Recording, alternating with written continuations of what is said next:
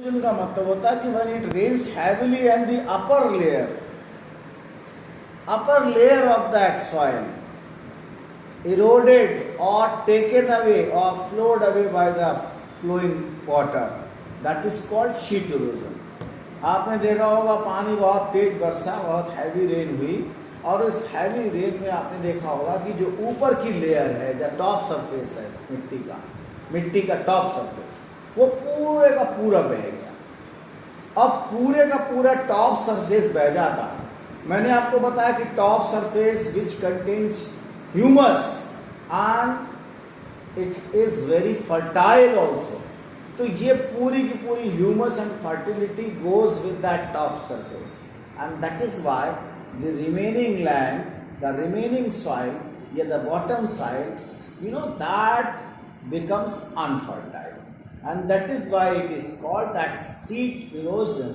Sheet erosion is very much dangerous, very much harmful for the productivity or for the cultivation.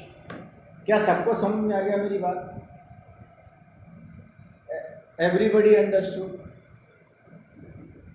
चलिए next topic बताइए। जो पूछना चाहो वो पूछो। तो इंपीरियलिज्म क्या होता है, एक मिनट बताते हैं। अमन ऐसी ही बुक और इंपीरियलिज्म की बात आप कर रहे थे। नेशनलिज्म क्या होता है? Love for the nation.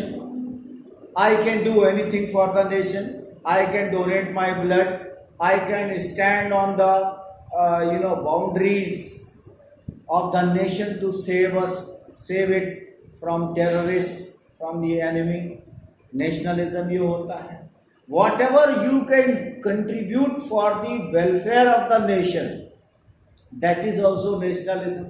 जैसे आपको बताया कि प्रधानमंत्री नरेंद्र मोदी ने अपील की थी कि जो लोग सब्सिडी छोड़ सकते हैं सिलेंडर पर छोड़ दें।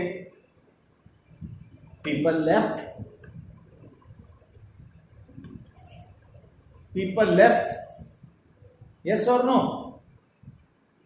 तो वो क्या हो गया? that reduced economic burden on the country, that was also a service of nationalism. ये नेशनलिज्म होता है। नेशनलिज्म का मतलब होता है you are feeling love for the welfare of the country, you want to save it, you want to protect it, You want to make it prosperous, wealthy and healthy. ये सब कुछ जो आप कर सकते हैं as an individual, as a group, or as a party, or as a Soviet, whatever, वो nationalism है।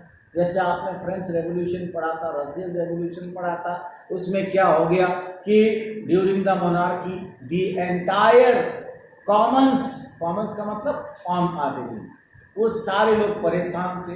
फिर स्लोली उस सेक्शन से educated people, allied people begin to make councils, यानी सोवियत यानी ग्रुप, और फिर उसके बाद में क्या हो गया? They all begin to fight in their own set of rules for the welfare of the nation.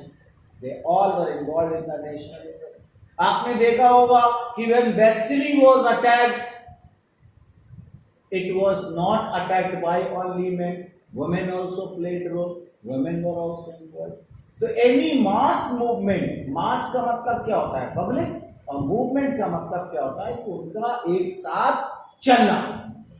तो जब पब्लिक एक साथ चलने लगती है on the same ideology for same target, तो वो मास मूवमेंट बन जाता है, और that is only done for the welfare of the nationalism. मेरी बात समझ में आ रही बेटा कि नहीं? अब इंपीरियलिज्म का ताजा हम बता दें आपको कि China is extending its territories illegally और बाय अटैकिंग ऑन अदर्स और बाय ट्रीटिंग अदर्स। अदर्स का मतलब कंट्रीज।